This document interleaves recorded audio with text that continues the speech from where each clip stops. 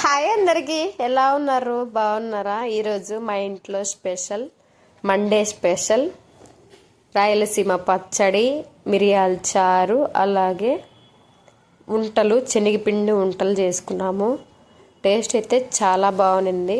ఎప్పుడు కూడా మీకు వంటలు చేసింది కాకుండా మామూలుగా తినేదే చూపిస్తాను కదా, కానీ ఈసారి చేయడం ఎలాగో చెప్తాను. శనగపిండి, ఎర్రగడ్డలు, అలాగే పచ్చిమిర్చి, కరివేపాకు, కొత్తిమీర, ఉప్పు, కొంచెం వాము, అలాగే జీలకర్ర వేసుకొని బాగా కలుపుకొని చిన్న చిన్నవిగా వేసుకుంటే లోపల ఉడికినట్టుగా లేకుండా బాగా ఫ్రై అయ్యి క్రిస్పీగా ఉల్లిపాయతో చాలా బాగుంటుంది. ఇలా ఒకసారి ఖచ్చితంగా ట్రై చేయండి. చూడండి ఎంత బాగుందో, సాఫ్ట్గా అండ్ క్రిస్పీగా కూడా ఉంటాయి.